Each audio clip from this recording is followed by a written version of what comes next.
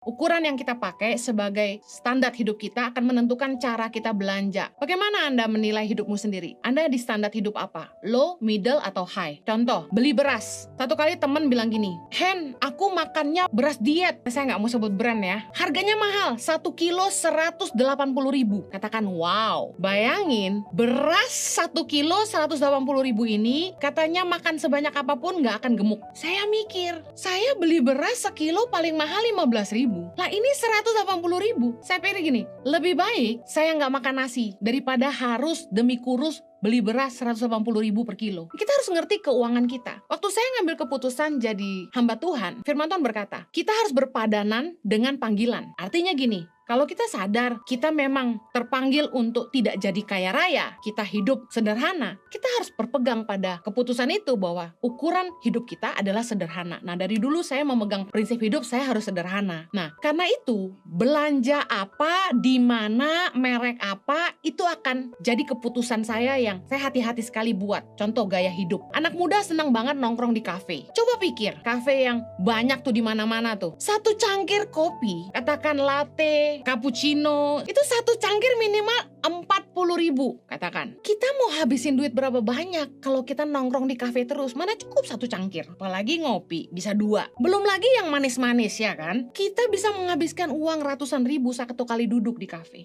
Anak muda, ada orang-orang yang punya living standardnya high. Bagi mereka, buang uang 200 ribu sekali duduk itu kayak 20 ribu buat kita yang sederhana. Apa yang saya lakukan? Saya bikin kopi sendiri di rumah, bikin suasana rumah kayak kafe, jauh lebih irit. Hari ini saya udah gak pernah nongkrong di kafe kecuali ada yang minta ketemu di kafe. Dan tentunya saya gak ditraktir, saya traktir. Kalau soal memberkati saya hobi, tapi ngabisin duit di kafe enggak. Ngerayain ulang tahun anak, saya dari anak saya Chloe Zoe Excel kecil gak pernah pesta sampai hari ini. Kenapa? Karena saya melihat pesta itu buang-buang uang. Merayakan itu bisa cukup dengan sederhana, makan keluarga, dan kami doain aja. Jangan sampai kita kemakan gengsi. Ada istilah gini, don't go broke trying to look rich. Jangan sampai lu jadi miskin gara-gara lu pengen kelihatan kaya. Hati-hati, jangan sampai kita jadi budak tren, budak brand, miliki gaya kita sendiri. Jangan tergiur lihat tulisan sale, jangan tergiur dengan tren-tren terbaru saat ini. Jangan ngikut-ngikutin gaya orang terus.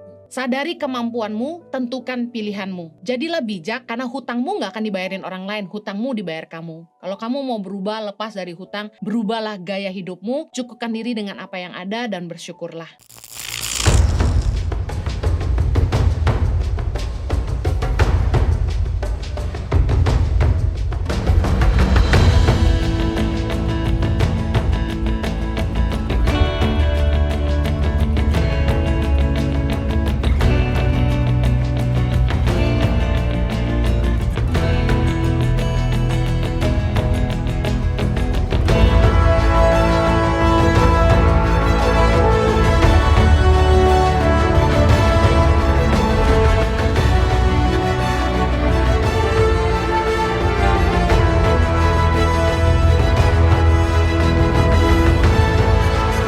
Cerita anak pedalaman dalam meraih mimpi dan mengejar cita-cita bersama Tangan Pengharapan.